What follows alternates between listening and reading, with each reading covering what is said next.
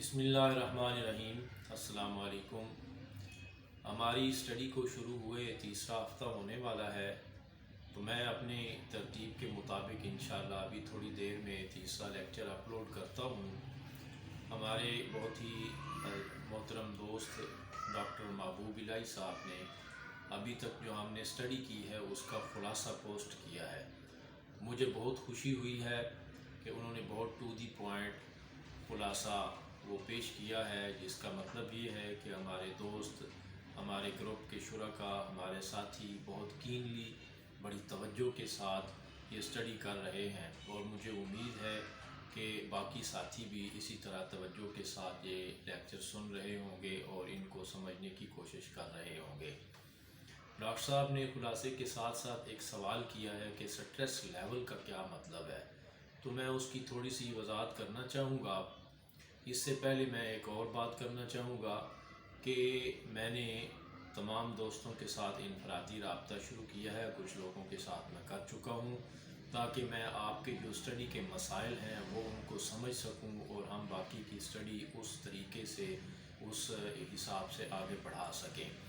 ایسا نہ ہو کہ آپ لوگوں کا وقت ضرورت ہو۔ بیسیکلی میں یہ سمجھتا ہوں، چونکہ یہ میں نے کچھ لوگوں کے اصرار پر ان کی جو پریکٹس کے مسائل ہیں ان کو حل کرنے کے لیے یہ سلسلہ شروع کیا ہے، تو میں سمجھتا ہوں کہ ان کے ساتھ اب جو باقی دوست بھی شامل ہوئے ہیں، ان سب کی اسٹڈی کا لیول، ان کی پریکٹس کا لیول، کیا کیا چیزیں انہوں نے پڑھی ہوئی ہیں اور کس طریقے سے وہ پریکٹس کرتے ہیں، اور اب وہ کس جگہ پر پھنسے ہوئے ہیں اور ان کو کیا چاہیے، کس پوائنٹ پر، کس جو ہے وہ سٹیج پر یا کس پوائنٹ پر وہ پھنسے ہوئے ہیں، اور وہاں سے وہ آگے بڑھنا چاہتے ہیں، وہاں سے آگے نکلنا چاہتے ہیں، اور پریکٹس کے کون سے مسائل ہیں جن کو وہ حل کرنا چاہتے ہیں۔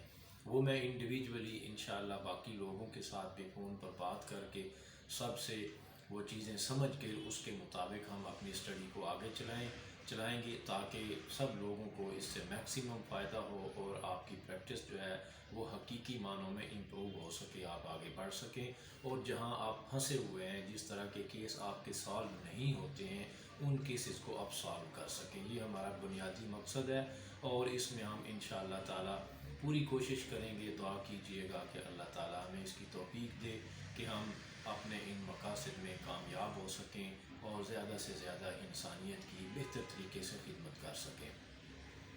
ڈاکٹر صاحب نے جو سوال کیا ہے کہ سٹریس لیول کا کیا مطلب ہے، تو یہ آسان سی بات ہے، کامن سینس کی بات ہے کہ جتنی سٹریس ہے، چاہے وہ مینٹل لیول پہ ہے، چاہے وہ فزیکل لیول پہ ہے، جتنی سٹریس ہے، اگر اس سٹریس میں، اس سچویشن میں کوئی بھی بندہ ہو تو وہ اس طرح بیہیو کرے اور اس سٹریس کا اتنا اثر لے جتنا ہر کوئی لیتا ہے، تو وہ جتنا ہونا چاہیے، تو وہ کامن ہے۔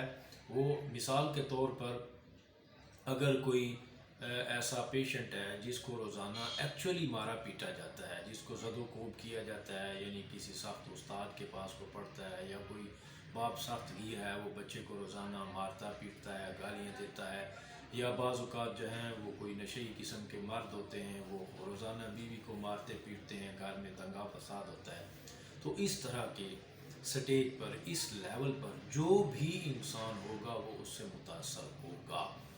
تو وہ سمٹم نہیں ہے۔ اگر اس سچویشن میں اگر کوئی آپ کو کہتا ہے کہ مجھے مار پیٹ کا خوف ہے، تو وہ تو ایکچولی ہو رہا ہے، وہ پھر کازیٹیو فیکٹر میں آتا ہے، وہ سمٹم نہیں ہوتی ہے، اور کازیٹیو فیکٹر جو ہیں ان کی موجودگی میں سمٹم کو ٹھیک نہیں کیا جا سکتا۔ ہاں، اگر کوئی پیشنٹ ایسا ہے کہ جس کو ایکچولی اتنا مارا پیٹا نہیں جاتا، یا کبھی کوئی اسے ایک آدھ کوئی لگی تھی اور اس کے ذہن میں اتنا خوف بیٹھ گیا کہ وہ اس سے مسلسل ڈرے جا رہا ہے، تو وہ سمٹم ہے، اور وہ آپ کے علاج سے، آپ کی میڈیسن سے ٹھیک بھی ہو جائے گا۔